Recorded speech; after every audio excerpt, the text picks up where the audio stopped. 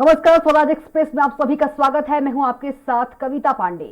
तो भाजपा के कद्दावर नेता और राष्ट्रीय महासचिव कैलाश विजयवर्गीय अपने बयानों को लेकर हमेशा सुर्खियों में रहते हैं। ग्वालियर पहुंचे विजयवर्गीय ने 2018 के विधानसभा चुनाव के बाद बनी परिस्थिति पर एक नई बात कहकर सबको चौंका दिया है। उनका दावा है कि उस समय सीएम शिवराज सिंह चौहान जल्दबाजी में इस्तीफा नहीं देते तो सरकार बनती। राजनीतिक हलकों में इस बयान के सियासी मायने तलाशे जा रहे हैं। यह मुख्यमंत्री शिवराज सिंह चौहान पर कैलाश विजयवर्गीय का तंज है या फिर कैलाश विजयवर्गीय वास्तव में यह मानते हैं कि शिवराज सिंह चौहान ने 2018 के विधानसभा चुनाव में बहुत जल्दी हार स्वीकार कर इस्तीफा दे दिया था। 2018 के विधानसभा चुनाव में भाजपा और कांग्रेस के बीच कड़ी टक्कर हुई थी। दोनों बहुमत से दूर रह गए थे। कांग्रेस को 114 सीट और भाजपा को 108 सीटों पर ही संतोष करना पड़ा था। चुनाव में कांग्रेस से पिछड़ने के बाद मुख्यमंत्री शिवराज सिंह चौहान ने हार स्वीकार करते हुए इस्तीफा दे दिया था। बाद में कांग्रेस ने निर्दलीय विधायकों के समर्थन से कमलनाथ के नेतृत्व में सरकार बनाई थी। आइए पहले सुनवाते हैं ग्वालियर प्रवास के दौरान कैलाश विजयवर्गीय ने मीडिया में क्या कहा था। और मैंने कहा था कि सरकार हमारी बनेगी और हमारी सरकार बन जाती, बनी गई थी। वोट हमारे भाई वोट ज्यादा हमको मिले और शिवराज जी ने जल्दबाजी कर दी। शिवराज जी ने जल्दबाजी करी तो सरकार तो हमारी बनती। 1.5 साल क्या थी जल्दबाजी कर दी। जल्द उन्होंने इस्तीफा दे दिया।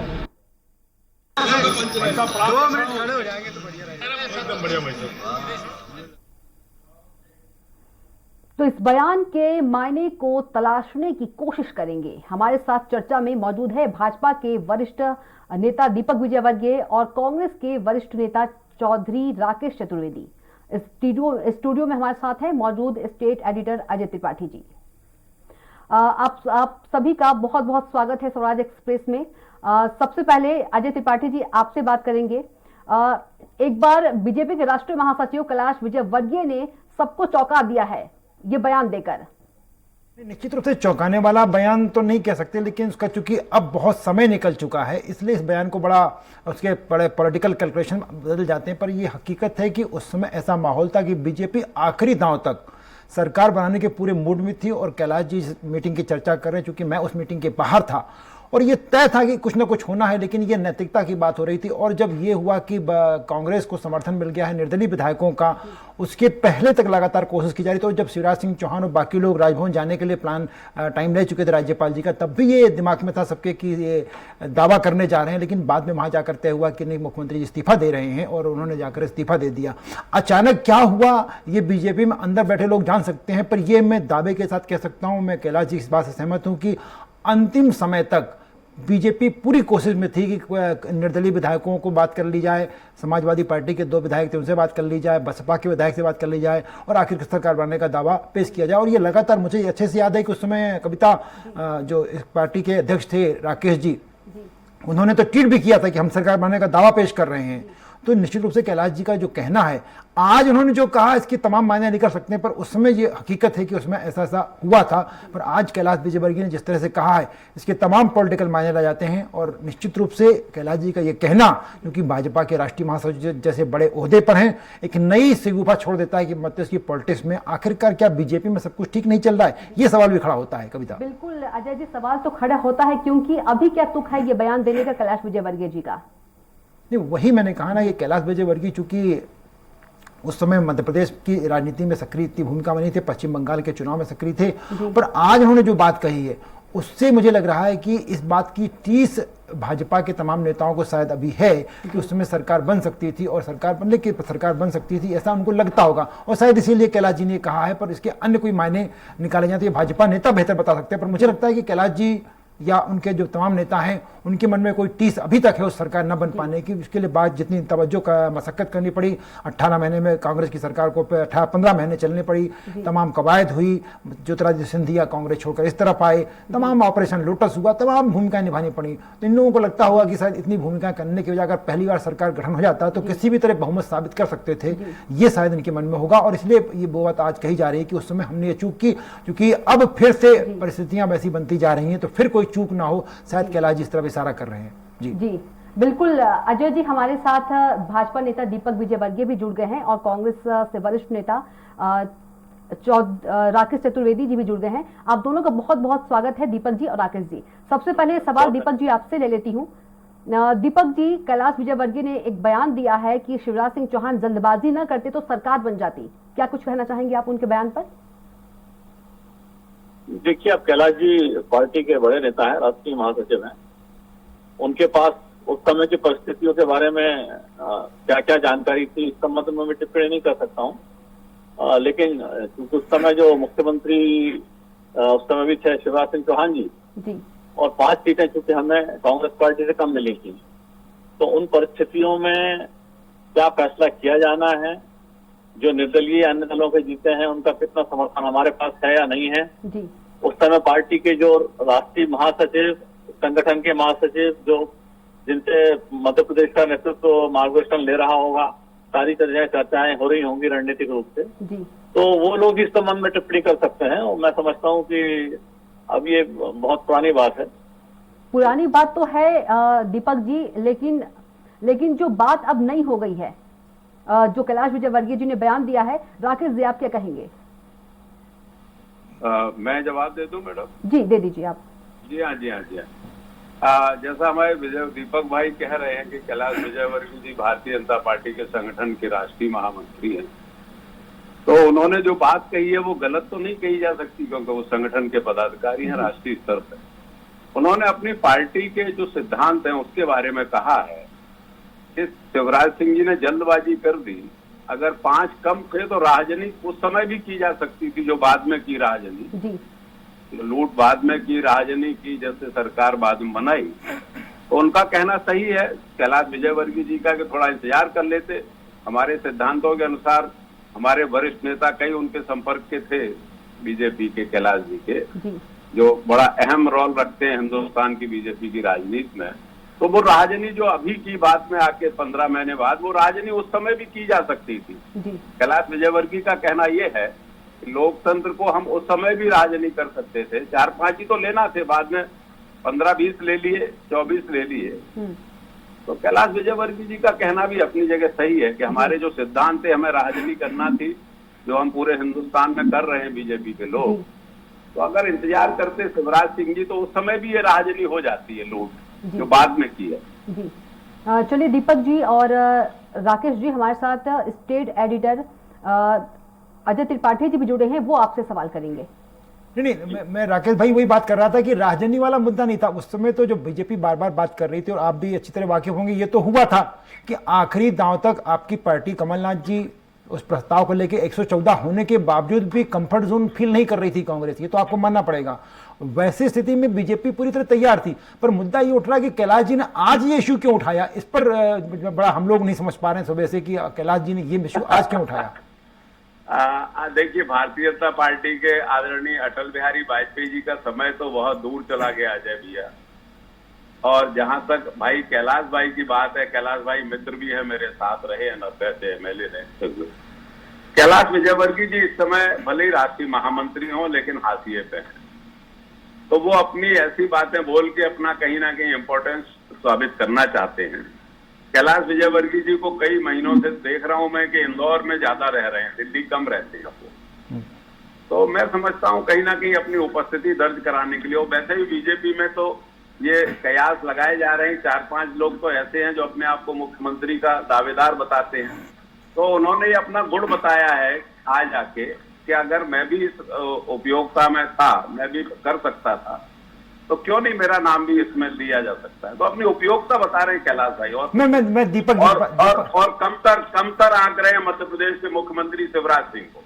मैं दीपक जी आपको याद होगा, मैं आपसे आपके मामला आपके संगठन का, पर मुझे याद है कि उस समय आपके जो तत्कालीन अध्यक्ष थे, प्रदेश अध्यक्ष राकेश सिंह जी, उन्होंने ट्वीट भी किया था उस समय कि हम सरकार बनाने का दावा करने जा रहे हैं। बाद में वो ट्वीट 1-2 घंटे की कवायद में क्या हुआ तो समझ से परे आ रहा है उस समय का। लेकिन ये कैलाश जी की बात बिल्कुल सही है, राकेश जी का ट्वीट भी हुआ था, उसके बाद राकेश जी ने ट्वीट को डिलीट किया और शिवराज सिंह चौहान फिर राजभवन गए, तामझाम के साथ अपना रेजिग्नेशन दिया उन्होंने।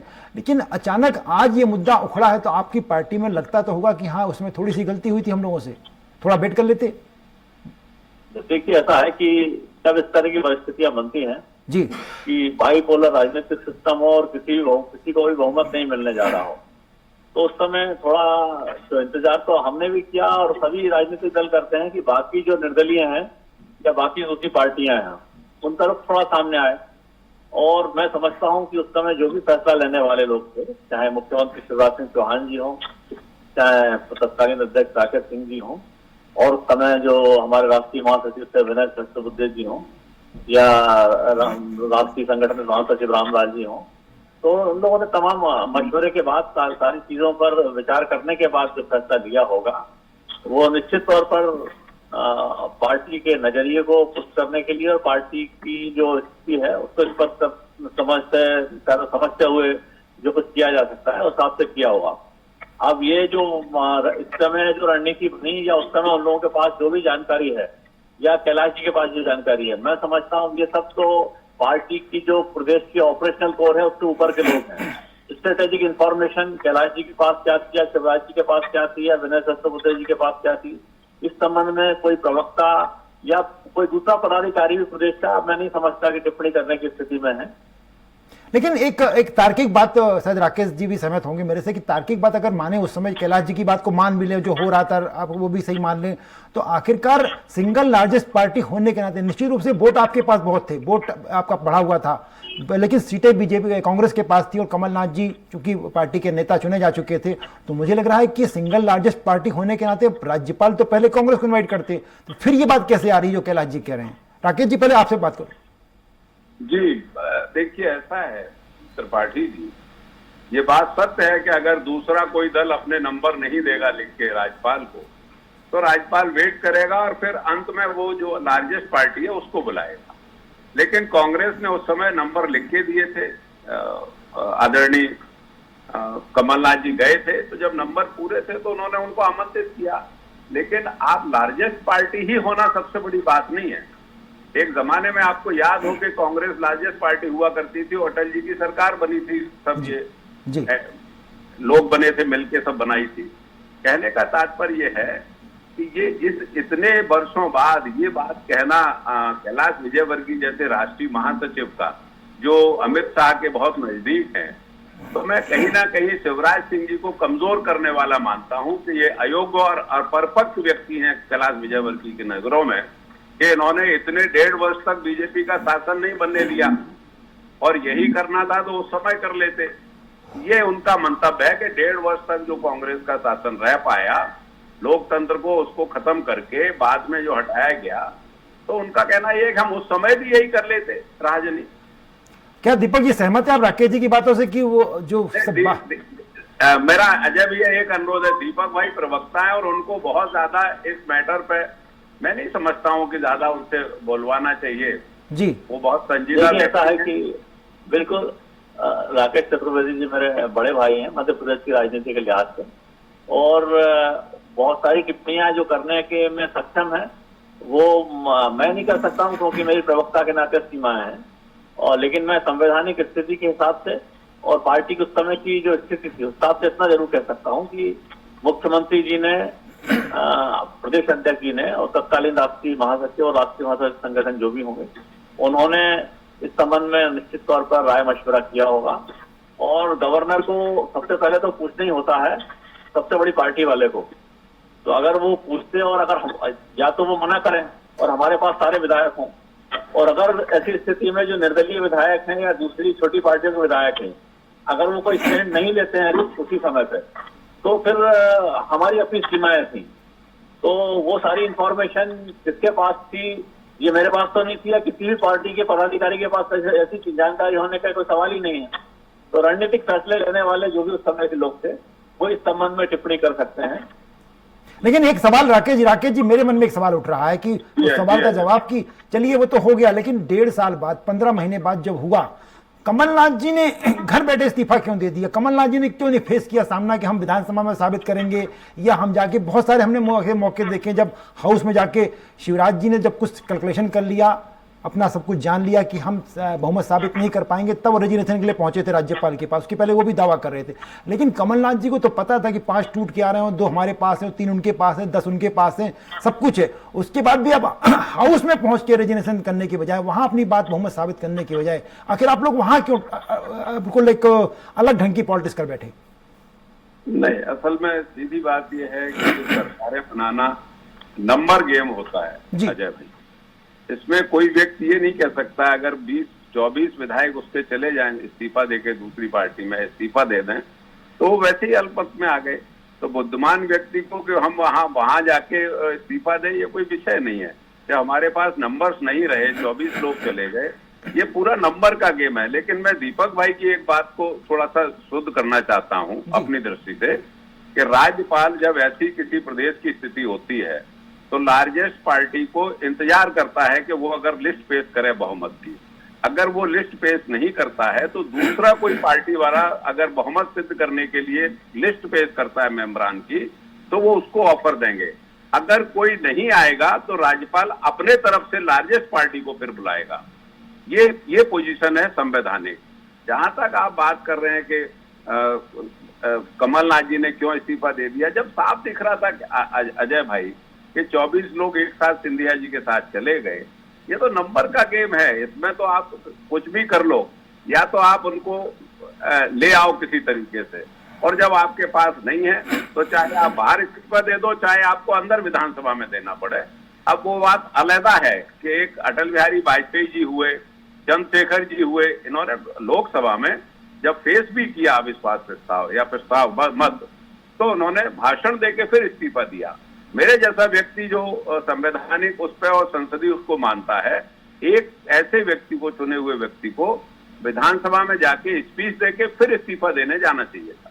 बिल्कुल बिल्कुल वही बात इस मुद्दा की इस विधानसभा में हो, क्योंकि जो बातें आपने प्रेस कॉन्फ्रेंस में कही वो बातें किसी रिकॉर्ड पे नहीं आई, वो एक सिर्फ खबर बन के रह गई। अगर आप विधानसभा में जाते तो एक हाउस में रिकॉर्ड बनता, सारी बातें आती, जो बातें आपकी सरकार ने 15 महीने में की थी उसी का। और बीजेपी ने खाया, वही चूक बीजेपी ने शुरू में कर दी कि बीजेपी अपने आप को प्रेजेंट नहीं कर पाई। जो बात सर कैलाश जी कह रहे हैं कि बीजेपी अपने आप को ठीक से, जो भी नंबर गेम उनके पास कुछ ना कुछ कैलकुलेशन रहे होंगे। अजय भाई मैं इंटरप्ट कर रहा हूँ, उसमें एक प्रिविलेज रहता है। अगर नेता वहां जाके इस्तीफा देते, वहां जाके अपनी स्पीच देते, तो विधानसभा में बोली हुई किसी बात को चैलेंज नहीं किया जा सकता, किसी भी कोर्ट में, ना कहीं बाहर। जी।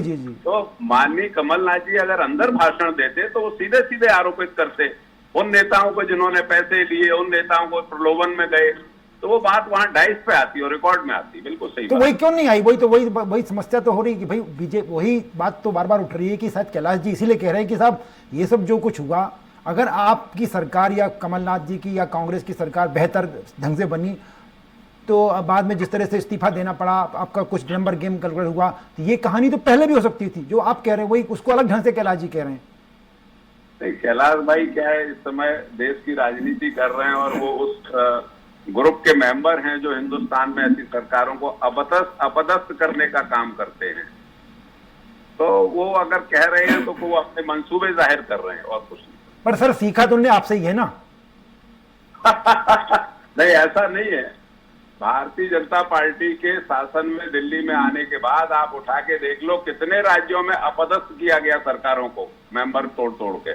ये परंपरा लोकतंत्र में हिंदुस्तान में कभी नहीं थी, जो श्रीमान मोदी जी के और अमित शाह और कैलाश विजयवर्गीय जी के नेतृत्व में स्थापित हुई है देश में। सर 1977 से देखना पड़ेगा फिर तो राकेश भाई। नहीं, उस समय देखिए, उस समय राष्ट्रपति शासन लगाने का था। दीपक जी कुछ कह रहे हैं। दीपक जी। हाँ, मैं इसमें इंटरप्ट करूंगा कि ये सारी की सारी जो परिपाटियां हैं जो देश के लोकतंत्र में अगर अनपेक्षित समझी जाती हैं, ये सब कांग्रेस की शुरू की हुई है। और आज से नहीं, 77 से नहीं, 1957 में पहली बार केरल की जो चुनी हुई कम्युनिस्ट पार्टी की सरकार थी उसको अपदस्थ कर लिया था कांग्रेस पार्टी ने। बहुत कोई वाजिब वजह नहीं थी उसकी। तो ये उसके बाद दर्जनों सरकारें कांग्रेस पार्टी ने अपदस्थ की हैं। और कांग्रेस पार्टी की लीडरशिप है, चाहे आज की हो, चाहे 10 साल पहले की, 20 साल पहले की हो, कई राज्यों में तो इनकी पार्टी ही विपक्षी पार्टियों से आए हुए नेताओं से खड़ी हुई थी। अब जैसे शंकर सिंह वघेला गुजरात में 25 साल तक नेतृत्व करते रहे, वो बेसिकली राष्ट्रीय स्वयं सेवक संघ के स्वयं सेवक थे और 40 साल तक भाजपा में रहे थे। एक जो हिमाचल के इनके राज्यसभा मेंबर रहे, वो भारतीय जनता पार्टी या विद्यार्थी परिषद से पहले जुड़े रहे और इनके राज्यसभा में नेता हो गए। तो कांग्रेस में भी ये बहुत बड़े पैमाने पर हुआ है कि दूसरी पार्टियों से पार्टी में लोग गए हैं और वहां नेतृत्व। अब ऐसे तो शंकर सिंह वाघेला आज भी उनके नेता बने होंगे, जो आपके आज भी संघ की गणवेश में भी रहते हो, नेता कांग्रेस के हैं, तो वो कहानी तो अलग हो जाती। पर मैं जो कह रहा था राकेश जी, मुद्दे की बात वो कि ये परंपरा, तो जो परंपरा की आप बात कर रहे हैं कैलाश जी, शायद उसी बात को कैलाश जी आगे बढ़ा रहे हैं कि भाई अगर आगे कैसा हो, मतलब आपको लगता नहीं कि अगर ऐसी परिस्थितियां, ऐसे कैलकुलेशन आगे बनते हैं तो आप बैकफुट पर मत जाओ, जैसे इस बार चले गए थे आप, जो आपने किया तुरंत करा जाए। शायद कैलाश जी का संकेत ये तो नहीं है? नहीं, ये कैलाश भाई भी दीपक भाई बात सही कह रहे हैं कि कम्युनिस्ट पार्टी की सरकार को भी, लेकिन उस समय जो संवैधानिक वो नियम था उसमें राष्ट्रपति शासन लगाते थे, गवर्नर की रिपोर्ट लेते थे और उस आधार पर विधानसभाएं भंग की जाती थी। लेकिन अब ये परंपरा बदल दी है, अब कानून एक तरफ हो गया है, गवर्नर की रिपोर्ट एक तरफ हो गई है। अब तो उन्होंने कहा है कि हम इसकी नौबत ही नहीं आने देंगे, अमित शाह साहब ने, कि हम मेंबरान को ही खरीद लेंगे तो जरूरत ही नहीं पड़ेगी हमें अपदस्थ करने की, सरकार को खुद ही अपदस्थ हो जाएगी। बिल्कुल बिल्कुल बिल्कुल आप सही कह रहे हैं कि अब तो नई परंपरा पड़ गई। पर दीपक जी, ये परंपराएं जो बदलती जा रही हैं, क्या कई बार लगता है कि आपकी सत्ता तो पूरे हिंदुस्तान में फैलती जा रही है, लगातार भगवा रंग हिंदुस्तान के नक्शे में बढ़ता जा रहा है। ये जो राकेश जी जिस परंपरा का नाम ले रहे हैं, क्या ये परंपराएं ऐसी चलती रहेंगी? दीपक जी का संपर्क टूट गया है। हाँ कविता, आप कंटिन्यू। जी बिल्कुल राकेश जी, आपसे एक सवाल है। आपने कहा कि कैलाश विजयवर्गीय के जो मंसूबे हैं वो जाहिर कर रहे हैं, तो कहीं ना कहीं आप ये कहना चाहते हैं कि मुख्यमंत्री का चेहरा अपने आप को बता रहे हैं, जो आपने मंसूबे की बात कही है? कविता जी, बहुत समय से मध्य प्रदेश में ये हवा चल रही थी जी, आज से करीब 4 महीने पहले से, कि शिवराज सिंह जी को अपदस्थ किया जा सकता है। तो इस दौर में 5 नाम आए, मैं नाम नहीं बताऊंगा, जो अपने आप को ये कहने लगे थे भाई मेरा नाम भी आ सकता है मुख्यमंत्री में। और भाई गोपाल भार्गव जी ने तो एक सभा में ही कह दिया था सागर में, अगर अजय भाई को ध्यान हो, जी कि मैं मुख्यमंत्री बन सकता हूं, मुझ में क्या कमी है। तो कैलाश विजयवर्गीय भी कहीं ना कहीं मन में ये मानते हैं कि मैं भी 90 से एमएलए रहा हूं, मैं भी शिवराज सिंह के समय का हूं, मैं वरिष्ठ नेता हूं, और भले ही मुझे महामंत्री बनाया हुआ है लेकिन मुझे सत्ता से दूर रखा जा रहा है। इतने वर्षों 18 वर्ष तक बेचारे इंतजार कर रहे हैं कि शायद मुख्यमंत्री बन जाए। तो वो झटपटाहट और वो सारी चीजें उनकी जो स्टेटमेंट की हैं, वो मुख्यमंत्री की दौड़ में रहने वाली, इसके अलावा और कुछ नहीं। उनको पार्टी ना राज्यसभा भेजती है, ना लोकसभा लड़ाती है, और ना मध्य प्रदेश में कोई उचित स्थान पर बिठा रही है। ये 2 नेता मध्य प्रदेश में मेरी नजर में ऐसे हैं, एक उमा भारती जी और एक कैलाश विजयवर्गीय जी। अपने वक्तव्य देके पार्टी को ये बताते हैं कि नहीं, मुझ में अभी को पैनापन है और मेरी आप योग्यता और मेरी आवश्यकता को समझो, नहीं मैं रायता फैला दूंगा बोल के। बिल्कुल राकेश जी, कहीं ना कहीं जो ये बयान है कैलाश विजयवर्गीय जी ने ग्वालियर में दी है, ग्वालियर में बयान दिया है, और जो ज्योतिरादित्य सिंधिया जी हैं और कैलाश जी, निकटता भी खासा देखा जा रहा है, इस पर आप क्या कहेंगे? नहीं, वो तो मैंने देखा है, सिंधिया जी उनके घर गए, उनको मिलने गए, अपने पुत्र को भी ले गए। और सिंधिया जी अगर किसी बड़े का सम्मान कर रहे हैं, उम्र में बड़े हैं कैलाश भाई उनसे, तो कोई बुरी बात नहीं है, सामाजिक व्यवस्था का अंग है। कई बार सिंधिया जी भी अपने बेटे के साथ इंदौर कैलाश जी के घर भी पहुंच चुके हैं, कई बार लंच भी कर चुके हैं, तो कहीं ना कहीं ऐसा नहीं लग रहा कि 2 गुट हो गया है, कुछ खटपट चल रही है बीजेपी में? और इस तरह के जो बयान है, देखिए सिंधिया जी का भी एक मंसूबा ये तो है कि वो विधानसभा चुनाव के पहले मध्य प्रदेश में एज ए मुख्यमंत्री काबिज होता है, तो वो जितने धुर विरोधी हैं उनको साधने की कोशिश करते हैं। लेकिन जब अमित शाह ग्वालियर आए और नरेंद्र तोमर जी ने जब अपनी स्पीच दी, तो मेरे जैसा आदमी जब सुन रहा था तो उन्होंने कहा कि ये अटल बिहारी वाजपेयी जी की कर्म भूमि है, राजमाता की कर्म भूमि है, और जो ठाकरे जी थी उनकी कर्म भूमि है। और फिर कभी नरेंद्र तोमर ने स्वतंत्रता संग्राम में हिस्सेदारी करने वाली महारानी लक्ष्मीबाई का कभी नाम नहीं लिया जीवन में। अमित शाह की उस बैठक में, उस आम सभा में, सिंधिया जी की मौजूदगी में उन्होंने ये कहा कि ये रानी लक्ष्मीबाई की समाधि की कर्म भूमि है। तो आप इससे साफ जाहिर होता है कि बहुत तेजी से इसमें लड़ाई चल रही है, बहुत तलवारें खिंची हुई हैं। अब कौन कितनी तलवार चला पाता है बीजेपी के सामने, ये देखना होगा। अजय जी, दीपक जी भी जुड़ गए हैं, आप उनसे सवाल ले सकते हैं। नहीं, मैं सवाल दे राकेश भाई जो कह रहे हैं, पर बीजेपी में मुझे लगता है कि सबका काम बटा हुआ है राकेश भाई।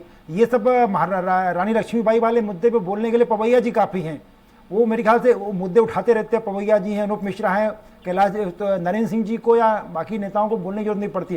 दीपक भाई, हम लोग अभी आप डिस्कनेक्ट हो गए थोड़ी, हम लोग ये चर्चा कर रहे थे, ये जो तमाम आपकी पार्टी जिस तरह से कर रही है, पूरा भगवा लहराता जा रहा है पूरे हिंदुस्तान में धीरे धीरे, तो क्या साम दंड भेद सब पार्टी का जो नीतिगत सिद्धांत था सब हाशिए पर रहेगा ये आपका भगवा लहराने के लिए?